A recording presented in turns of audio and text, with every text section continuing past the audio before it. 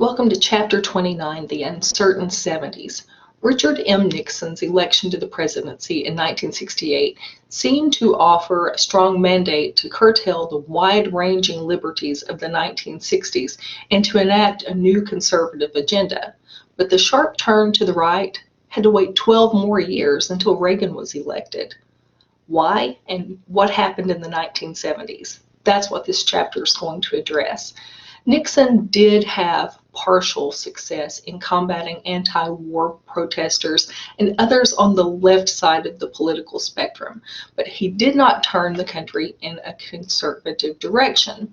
His foreign policy was really a surprise to most Americans. Together with Henry Kissinger, he forged the policy of compromise with the Soviet Union that led to a number of significant agreements between the two superpowers that actually lessened that nuclear tension that had developed in the decade prior and helped regulate their relations.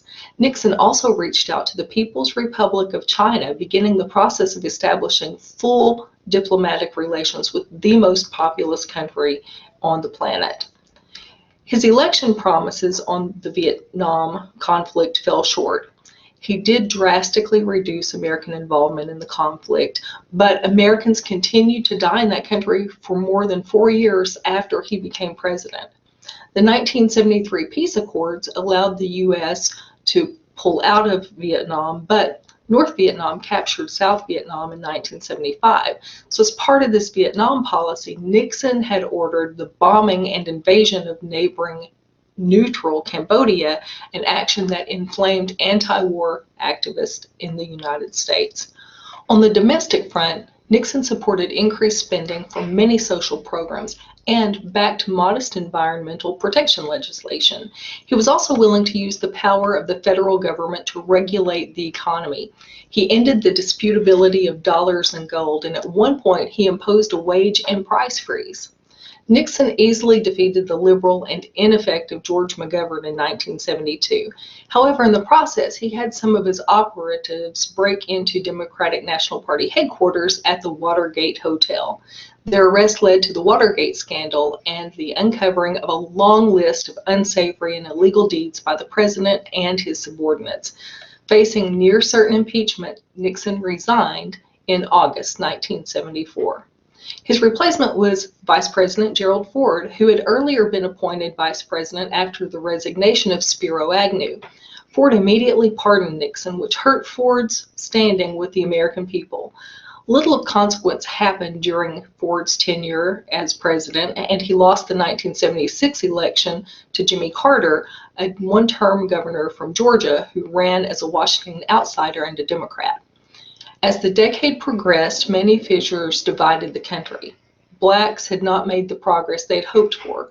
Conservatives pointed out the decline of the two-parent family and the rising percentage of working mothers.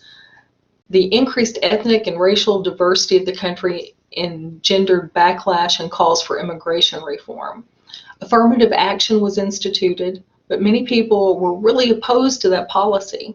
The ERA ratification struggle pointed out the deep division between feminist and traditionalist, and abortion, a hot-button issue, was made legal through the 1973 Roe v. Wade Supreme Court ruling. The 1970s also saw an energy crisis brought on by rising oil prices and economic problems marked by high inflation and high unemployment. Jimmy Carter had many ideas, but he didn't have the necessary skills to turn them into law. He presented tepid policies to combat the energy crisis, and many conservatives didn't agree with his human rights-based foreign policy. Carter did have a substantial foreign policy success with Camp David Accords that formalized peace between Egypt and Israel, but critics charged that he let defense preparedness slip and that was not tough enough on the Soviet Union. He did call for increased military spending after the Soviet Union invaded Afghanistan, but the year-long Iranian hostage crisis drained public support. He lost the 1980 presidential election to Republican Ronald Reagan.